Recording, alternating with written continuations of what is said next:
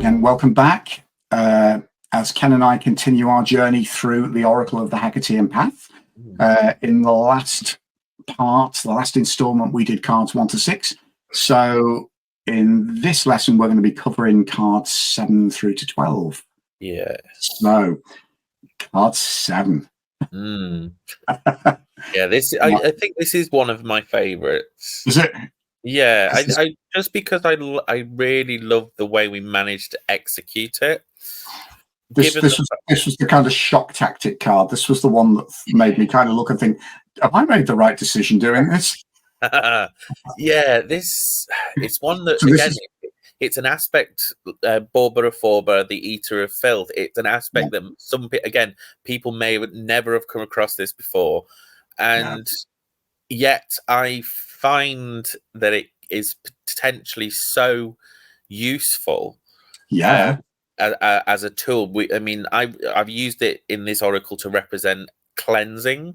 And then obviously that can go in multiple directions. But when the image that I was trying to sort of capture was this notion that is more prevalent in late antiquity with relation to Hecate, was that this notion of again her liminality, her being neither one thing nor the other,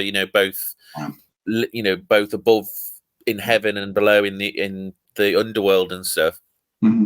It was this notion that before the literal onsets in cleanliness and hygiene and things like that, disease wasn't fully understood, and so basically graveyards and disease and things like that were things that we knew as humans to stay away from. And yet this notion that there was a grave wandering, corpse eating goddess in those areas that would keep the living at bay, in a way it kept disease and things from being quite as prevalent, because you thought, well, I'm not going over there because I don't want to see the goddess gorging herself on the corpses and the disease and everything like that. And there is I think it's Jacob Rabonovitz, he's in his book The Rotting Goddess, that's literally the name of the book. And he explores Hecate in aspects, and he has a very emotively charged hymn at the very beginning of the book, where he talks about this goddess who is in amongst the graves, munching on bones. The incense to her is, I won't use the full words, but baboon poo and things like that. All these really unpleasant things, and yet this is still a goddess that we're talking about. And things like sacrificial waste, waste blood and bones and fat and things like that. All the things that we are quite happy to just go, we don't want any of that.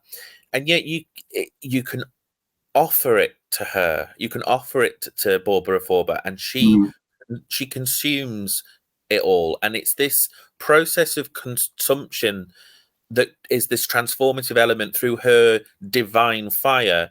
She just purges it of any badness. And we can apply that similarly to things like, trauma, the miasma of things like trauma, betrayal, bullying, bereavement, failure, all of these things that we can still experience today. We can just offer all of that inadequacy and all of that fear and sadness and all of those things to her, and she can transform them by basically taking them away from us and allowing us to move on. It's interesting though, because again, going back to the tradition that I emerged from, within an evangelical Christian tradition, there is this almost rampant insistence that there is only one true way and everyone else has got it wrong. And yet the irony is, of all the cards that we did, this was the one that showed me that actually what a fallacy that is, because just how much common ground there is between so many faith perspectives and religions, because at the end of the day, what's being described here is basically purification and atonement.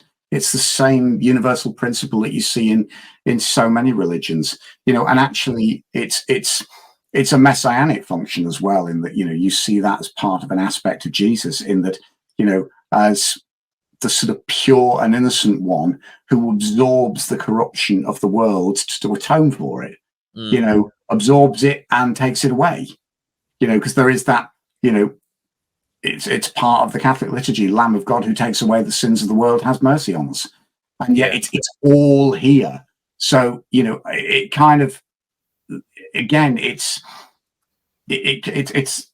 just, actually, for me, the very act of creating this card it kind of highlighted to me the folly of of claiming religious exclusivity for anyone. But it's just such a powerful concept. But also, I think of all of the cards we created, it's the one I potentially think makes people the most uncomfortable. And I think we talked about our struggles getting this published, and with due respect to the publishers who we didn't go with, they didn't get it. And I think probably cards like this are very much part of that, because it's not what you expect to see in a lovely fluffy goddess oracle. No, not quite. It's I mean, the creation process for this was interesting in itself, because watching your eyebrows, ascend further and further up your forehead, the more I described this, was hilarious. Because I was literally saying to you, we need to find like a picture of like a zombie or something, of like a woman eating something and not looking very beautiful and various things. And you're just like, okay. What's he on today? But there were, the origins of this come from this notion of graveyards and this sepulchral sense of things. So I really wanted to touch on that, and yet the actual implementation of the concept of this eater of filth doesn't necessarily reside just in that literal, area. It's very metaphorical as well. And I just, the whole idea, like you mentioned, the whole idea of even looking at her, it's almost like we shouldn't be doing it, and it harkens to this thing of in antiquity that, like, the traditional crossroad offerings to Hecate used to basically be comprised of things like the ash from the incense and the broken potsherds from the censers, and basically the rubbish, the waste things. And you would give, you would go and dump that at the crossroads, and it became the offering. And it's, and then there was this notion that you left your offering at the crossroads, and then you left and you didn't look back, because you didn't want to see what was coming out of the ether to take your detritus and stuff. But it's very powerful, isn't it? Because this card goes right to the heart of how our ecosystem works. We live as part of a food chain, albeit we're lucky enough to be on the top of it. But actually, when you look at that food chain, nothing is wasted. Everything is recycled by scavengers. Everything decomposes, is absorbed back, and becomes the fuel for new life. And I think this was actually ironically creating. This was one of the most cleansing cards for me, because it helped. It sort of got me over a lot of my prejudices that I thought had been swept away years ago. And then I realized that, sort of, particularly where toxic religion is concerned, old habits can ingrain themselves very hard. And facing this was a big challenge to that. But also it kind of made me realize that when we're dealing with religious myth or divine myth, we're actually dealing with, a story and a narrative and a personification of really deep-seated realities, and I kind of, from this card, I started to see the goddess as that animated spirit of that whole dynamic of life. Life consumes life, which leads to death, which leads to new life. And it's all there in her, isn't it? You know, Yeah. And that's very the thing, painful. you know, it's almost that she willingly gorges herself on all of this that we don't want to have any dealing with, and yet you know, still retains this sense of divine countenance that through all of this, you know, this disgust, this miasma, this grotesquerie, the end result is this serene purity that just, you know, it's almost, I mean, for want of a better term, it's the necessary evil. That's not really what I'm trying to say. I get what you're saying, because it's, yeah, that's, I mean, when you look at the cycles of life and death, it is a necessary evil. Yeah. You know, and I it's think a very powerful one. It's just one that again, this is one of those ones that I really didn't want to compromise on. I knew what you didn't compromise it. Yeah, I knew what I knew what I needed to say with this card, and I'm really it's one of my, I mean, it's one of my favorite aspects of her anyway, and I'm just really glad that I could put it in the deck so powerfully, without obviously again resorting to like stereotypically trite things. You know, the colors that we used when we started to look at like the reds and stuff, it was more because I wanted it to be this sense of burning away the bad, rather than it being, you know, gory or bloody and such. And I think we, you know, you encapsulated that with this sort of sickly, mottled, bruised, sort of, you know, putrid background. And it sounds awful to describe, you know, literally it is the antithesis of what you would expect. And you know, and it's revulsive just to even describe it. It's to me, so still, I mean, all 4 years down the line since we created it, it's still a deeply disturbing image, but it's one of the images that I'm most thankful for from the whole project, because it's one that I learned the most from.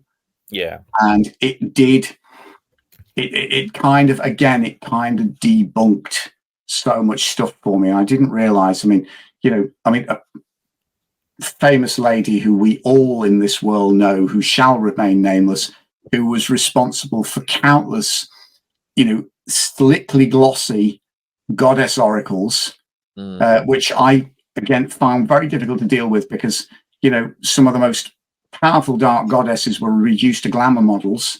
But actually, it was very cathartic for me to sort of create this with you, because I thought, yeah, this is real. You know, the goddess is not always beautiful, you know, and you can't sanitize those dark aspects away. You know, if we've achieved anything with this deck, the reason it'll work is because it's kind of as real as we had the capacity to make it at the time, and as unbridled and as unvarnished. You know, I think what I admired about what you were doing is you really were trying to be true to the goddess as you understood her and as you worship her. You know, and that's an important thing. So yeah, it's probably the least comfortable card, but the one I'm most grateful for out of this process. And I can honestly say that I did create my all-time most repulsive image ever.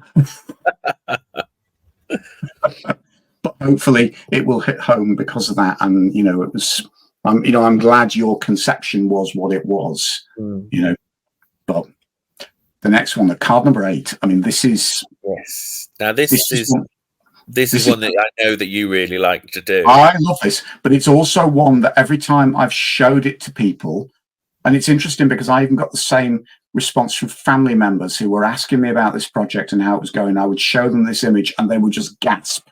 And I think it's probably one of the most arresting images from the deck. So this is Potnir Theron, the Lady of Wild Beasts, and it's the archetype of nature, isn't it? Yeah, and I mean, you know, I'm originally inspired by this one from the old Jason and the Argonauts.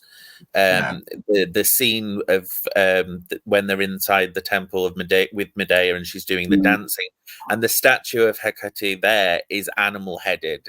Yes. It's this female body with like a lioness's face and a wolf and thing, and that has its precedence in antiquity. She was, she was associated with varying animals, and was described with, of having different animal heads, whether that be, the lion, the wolf, the bull, the goat, the horse. There's quite a lot that are associated with her, because we've got the lion, the wolf, and the goat, haven't we?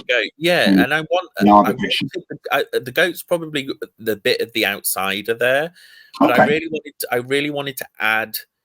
I didn't just want to add, fearsome predator type animals, and I wanted to sort of show a different side, because obviously when we're looking at the more divinatory aspects of this card, each one of those animals represents something different, and the goat, again, has its own mythos, especially within ancient Greek mythology. But the whole notion of this this lady of wild beasts, again, it's something that can be attributed to Artemis as well. It's this nature. It goes back to these primal nature of humans, of animals, of the natural order of things.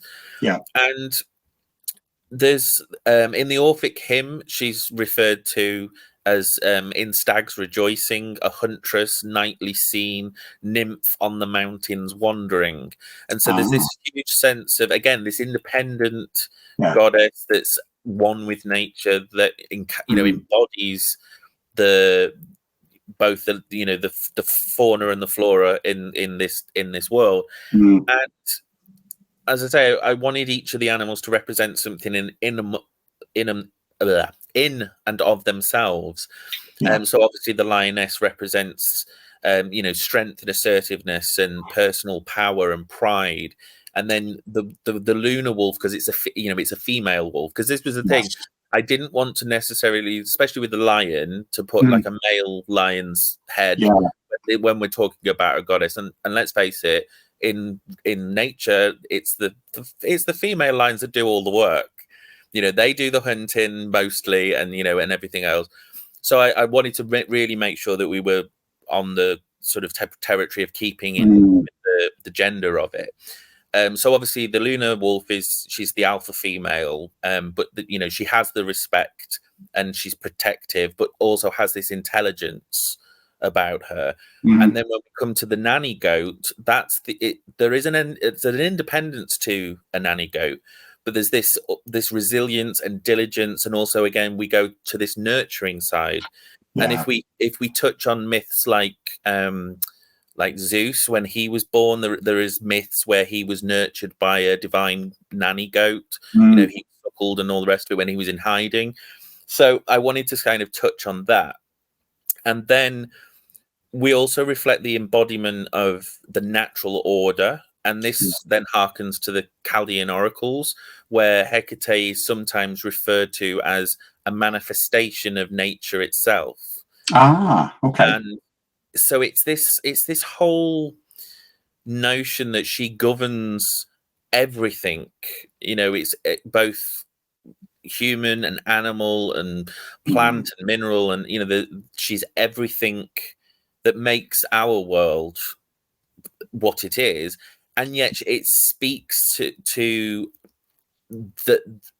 basically our natural state of being. We all have a status quo where we feel the most balanced and in touch with the world around us. And the day-to-day of life can often get in the way of that, and that's when we can start to feel lost or fractured or stressed or whatever. And sometimes it's about going out and getting your feet muddy and putting twigs and leaves and stuff in your hair and running around in the woods. So this is really about digging deep and connecting with your primal aspect, isn't it? And it's it's also, I'm kind of struck, this is almost like the wild aspect of the Empress as well. Yes. Yeah. It's just shrugging off this societal bridle that we've all kind of got strapped to our backs, and we're all trussed up in it, and it's like, actually, yeah, just leave that at home for once, and just if you want to walk barefoot through the muddy puddles, then do it. If you want to, I don't know, climb a tree, go and climb a tree. Go and collect things out of nature for your altars and stuff, feathers and stones and shells and seed pods and things. And I know that that's something a lot of Hecateans do. We like to find things in nature that we can bring back and tap into.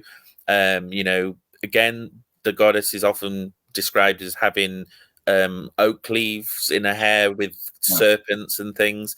So why not embody that? Get some oak leaves, obviously not poison oak for those areas in the world where that grows, but oak in your hair. You can get snake skins, you can wrap them around your wrists or around your waist. These are all embodiments of this, again, this innate natural force of the goddess. And it's interesting because so much patriarchal religion demonizes the natural world, and projects it as corrupted or tainted or somehow defiled, whereas I think this is what I love about her, is that the natural world is something to be celebrated and uplifted, and something to actually connect with as a badge of honor. That is something very beautiful for me, but also very, very empowering. I think we've gotten to this place, as a whole, as humanity, that we see everything as separate from the natural world, and we don't really see the consequences or accept the consequences of the actions in the natural world. And yet at the same time, we kind of we abuse it, we take it for granted, we strip it down for its parts and don't really think of the consequences. And I think if you get back into connecting with it, you understand more what actually is happening. It's difficult for me because I live in quite an urban area, so it's very difficult for me to get out into nature properly, because it's all concrete and such, and I don't drive, so I can't sort of just take myself off into nowhere. But even watching things like nature documentaries or things like that, and viewing it as being part of your world rather than something else, or some other.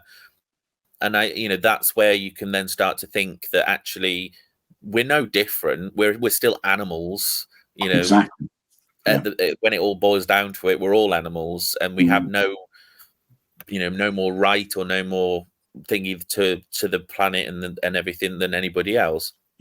And I think that she is there watching, and she embodies that sense that we should all be looking at this wholeness and this complementary existence rather than this fragmented, it's us and everything else kind of mentality.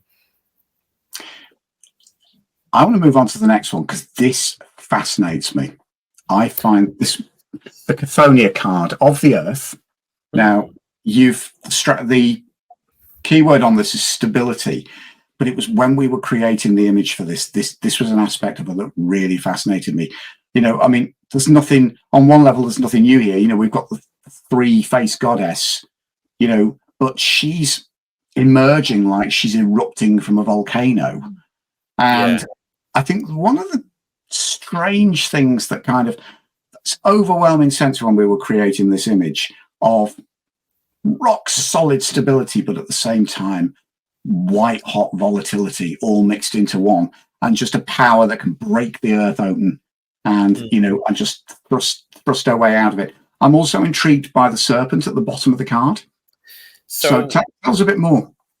So basically this again, the image for this one is inspired by a line in Virgil's Aeneid, where he describes Hecate, or basically the proximity of Hecate, and he says, "Then earth began to bellow, trees to dance, and howling dogs in glimmering light advance, ere Hecate came." And so it's this whole sense of this goddess rising up from the earth. This, we're not talking, our scale. We're talking titanic. We're talking immense, to the point where everything is shaking. The lightning's crashing. These are all things that don't necessarily sort of scream stability from our point of view, but she is coming up this monument, this monolith of divinity, that even as the earth splits open before her and things like that, it's her steadfastness, it's her stability, and that is what we can aspire to, if by tapping into our own divine spark and things. And then the oak leaves and the serpents, that's kind of a nod back to the previous mention that I said. She sometimes is seen as being crowned with serpents and oak leaves, and obviously oak has its own symbolism with sovereignty and royalness and things like that. So I kind of wanted to touch on that. And like I say, despite the fact that this card seems so active and so volatile, yet the sort of on another level, the stability comes from her. It's just unshakable. Yeah, exactly. She shakes everything else around her, but she herself just is unshakable. This was not an easy image to create, was it? I know we kind of had to. We struggled with the composition because obviously working silhouette, it was difficult to get the three faces to show and the arms to be in the right place. Yes. But I think in the end we had to sort of compromise to a degree, because otherwise we just weren't going to get it even halfway close. No, and it was one of those, the one time in the deck where I kind of thought I kind of got to settle for about 70%, because it was just in my mind's eye, this was just so fantastical, and so I thought, I can't do justice to this. I'm happy with what we did, but I think it's not that we changed this radically, but we had to tweak it about 4 or 5 times, didn't we, before we kind of felt, that's looking good. And I mean, the more I look at it, the more I can kind of get past the slightly not level aspects of the silhouette, because I can still kind of see it in how I imagine it. It's just all about perspective and sort of angle, but it still kind of encapsulates everything, because we're looking at this towering goddess that's glowing with the molten core of the earth, and yet she's still shrouded in this shadow, so she's not sort of almost visible to us, but she's just this towering powerful force of nature, basically. And I think that it's easier to say about this aspect of Chthoniya, this of the earth, and go, she's it's an underworld goddess, and to look at her in her underworld aspects. But for this, I thought it's not about her being below; it's about her erupting out of the earth, of her basically coming into our realm. So if you call this in a reading, what does this mean for you? So again, these things always have different meanings depending on the circumstances. I mean, literally, she can come out and pull the rug from under us, in this instance. But then at the same time, that we, like I say, we can tap into this sense of stability, of standing our ground, of not budging. We can also follow her down to the roots, to go to our own personal underworld, to look at things that we have maybe buried. And there are other cards that we'll come to in the deck that will complement that if it came up in a reading. And again, there is a lot of earth-based sort of chthonic aspects in relation to Hecate's worship in Mhm. in the past. They used to dig offering pits because for Ah, chthonic deities, you would offer into the earth. So oh wow. you would dig a pit, Yeah. and you would, the sacrifices would be, the blood would be poured into the thing, the wine and everything would be poured in. So they'd have very low altars, and everything would be more directed to the earth because that's where they were. So yeah, it's one of those sort of conflicting images in the deck where it can either make you feel confident and you will think, oh my god, yeah, she's got my back, or you will think, oh my god, what's going on now? What's going to go wrong next? Why is it not working out the way I want? It's very much dependent on circumstance and obviously the other cards, if you've got other cards in a reading. So I like that we do that quite often with the cards in the deck, that we manage to do it justice from both avenues, because that's what life's about. Very much so. Yeah.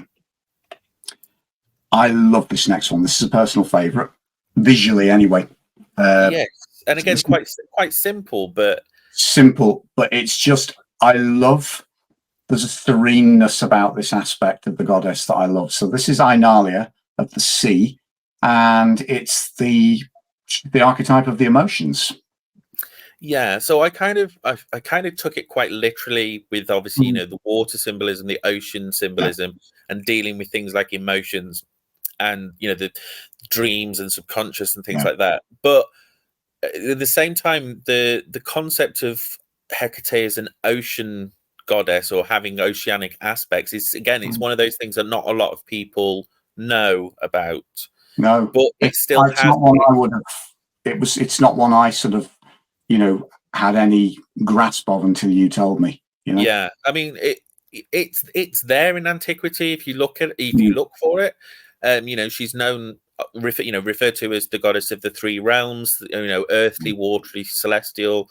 But when we go all the way back to Hesiod's Theogony, which is one of the first sort of recorded references to her, it mentions that after the war between the gods and the Titans, and that Zeus didn't do anything wrong by Hecate and didn't take anything off her as far as her powers and whatnot.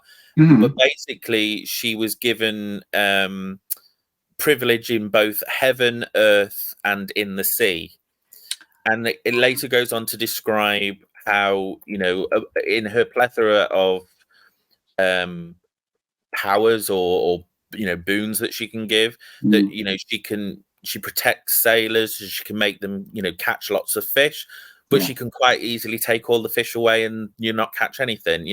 There's very much this, it's on her terms whether she will or she won't, and it seems to sort of come from this idea that if you pray to her, then she can do all of these things for you, but if you don't, or you annoy her or something, then she can take it all away.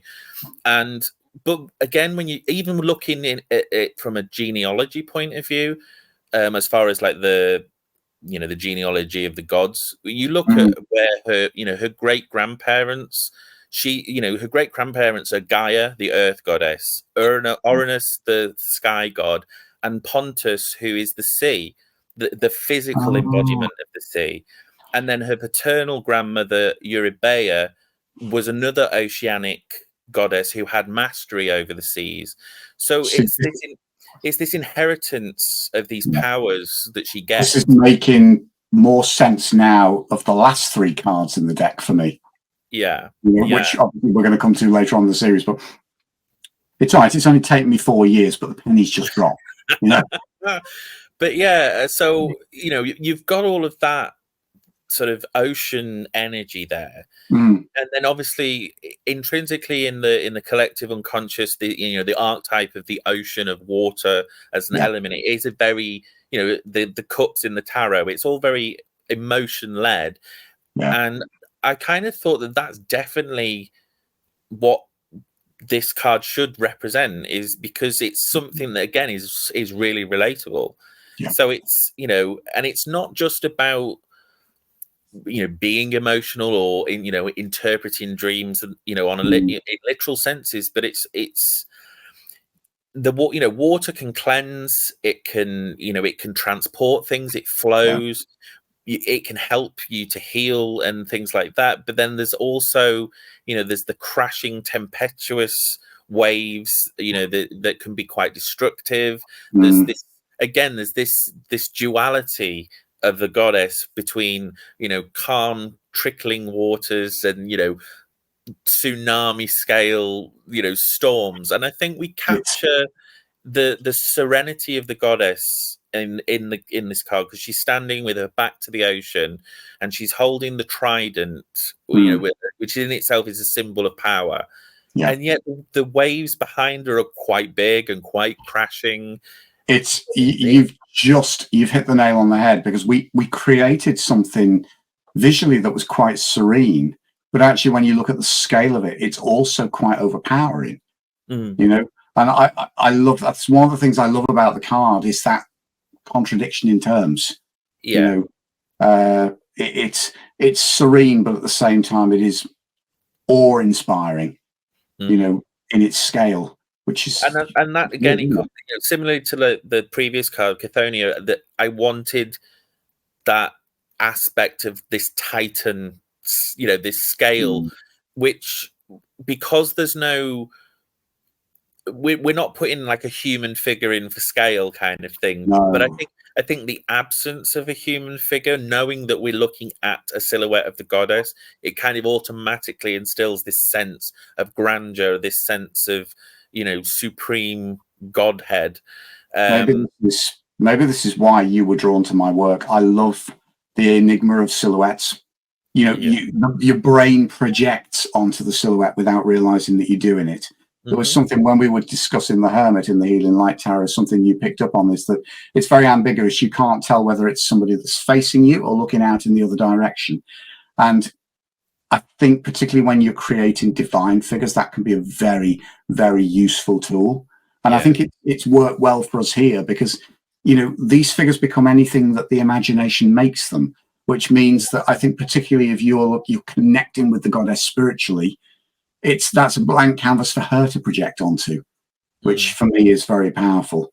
Yes. And I think similarly with the next card, with card number 11, I think it's a similar thing, isn't it? And I mean, I think even in some ways this is even vaster in scale, because this is Urania, the heavenly one. So the archetype of purity. Yeah. And I think the meaning for this card I kind of struggled with initially, because I think originally I did have this one down for cleansing, and this was prior to Barbara Forber coming in. Yeah. But then, and I didn't want to get drawn into the you know, the trite thing. Oh, she's angelic and she's, you know, it's all purity and nice and, you know, choirs of angels singing, blah blah. I didn't really want to get into that, but then that's kind of, it's not something that's exclusive to, you know, Judeo-Christian thing. No. One of her titles as well was Angelos, which is the root for the word angel, and it just means messenger. You know, it has no religious connotation in that context.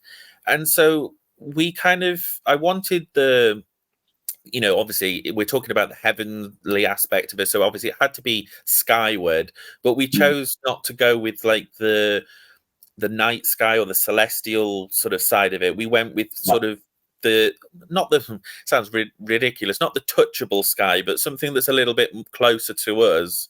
It's I mean, we've got her. I mean, she is this vast angelic presence, in effect coming up out of clouds, isn't she? And she's backlit by, I suppose she could be backlit by the sun, but then it could be divine radiance.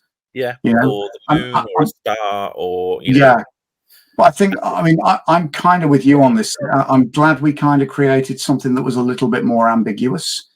You know, it's not a natural light. It's neither night nor day, but it's just this radiance. And for me, that is something that, you know, when you kind of were describing this card, that was something that was very important. you know. Yeah. Uh, I mean, this card and the previous two, they form in themselves a triad yeah, that, and again, we in Virgil's Aeneid, he mentions that Hecate is a powerful name in hell and the upper air, yeah, and it's this idea that she can go up and down as much as she likes. She has free reign, and yeah. some people associate her twin torches with the in the heavens as the morning and evening star, No, okay. one in each hand. And I'd say I mentioned about the word of angelos and the messenger, Yeah, but because I wanted this sense of this purity, this is where the things that she's holding, the amphora and the petera, the offering yeah, dish, it's this sense that these are very simple items, mm, but you can, she could be pouring the waters out of the amphora over your hands, over the, yeah, to achieve, so you can achieve a sense of purity that so you can approach this aspect of the goddess. I think mm, this, when we look at things like Cathonia and Barbara Forba and stuff, there's less of a imminence that you need to be sort of like completely ritually pure, and yeah, yet for this aspect of Urania, there is this more pressing notion that you can't really just approach her willy-nilly. You need to put a little bit of groundwork in first. You need to spruce yourself up a bit, wash and your hands. And I think for me as well, there's also that sense that if you approach this aspect, you will kind of shrivel in the light if you get too close, yeah. And that is also purification, isn't it? You know, Mm. it's, yeah, again, the further you go with these, I think what fascinates me is just the number of aspects that she has, Mm-hmm.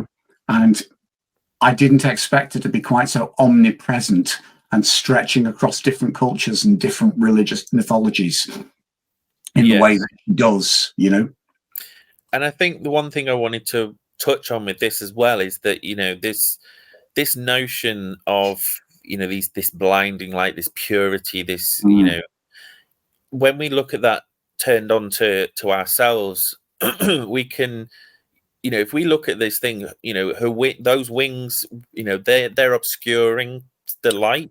yeah, So it's not necessarily that it's not an enlightenment. Sometimes things are being hidden from us. yeah, And, if we begin to shine brightly, if we begin to be more pure and more, what's the word? Authentic, that's the word. mm, If we are more our authentic selves and we start to shine, yeah, that light attracts the moths of people we don't really want. That they will try to attach themselves to us, yeah, and they kind of almost get off on the fact of either their attempts to corrupt us, or they just mm, they feed off us.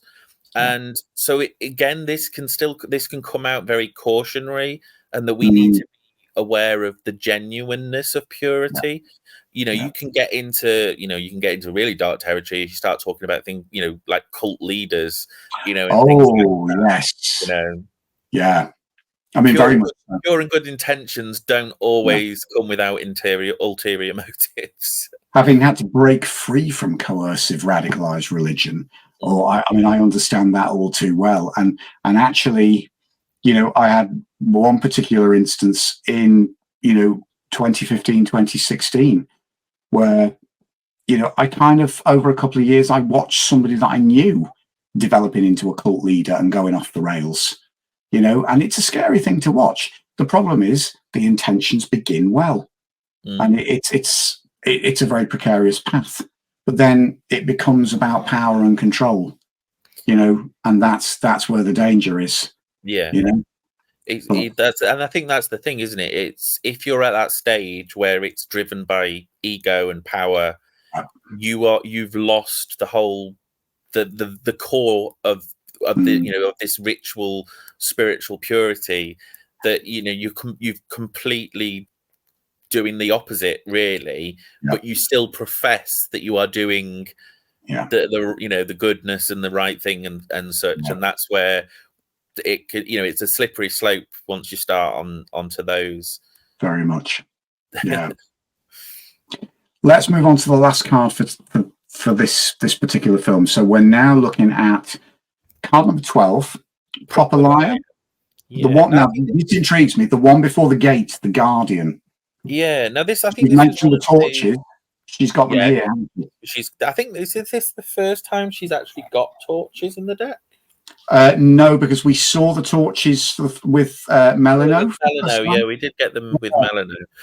But yeah, so the idea behind this notion of Hecate being a guardian of thresholds, of gates and city walls and stuff comes from her inclusion in all of those things. There would likely be some form of shrine or statue at the city gates. The entrances to most of the temples to other gods would have little ones of her first, and the household shrines would have them by the gates and by the doors, even if it was just a little sort of niche in the wall. And we can go all the way back to the big ones on the Acropolis. It was the famed triple statue by Alcmenenes. He is reputed to have been the first person to depict her in that triple form. So this statue supposedly stood up on the Acropolis as a protector and looking out in all the directions and stuff. And so it kind of it just became one of those things that she's present at all these thresholds through life and death and day-to-day life. And I kind of, again, I could have gone a few different ways with this. But I kind of wanted there to be this notion that she stands in that liminal space. So a doorway is a portal. It's a liminal. There is a liminal point, and then there's the before and there's the after. And if you pass through it, and it's this notion that she stands at every single one of those, both figuratively and literally. But she guards the way because sometimes you're not meant to go through that door. Or if we're talking about literal protection, you don't want bad things to come into your space or your house or your life or whatever. And this makes so much sense because we've already discussed her as the goddess of one liminal space, aka the crossroads. It makes perfect sense that she will be the goddess of gateways, doesn't it?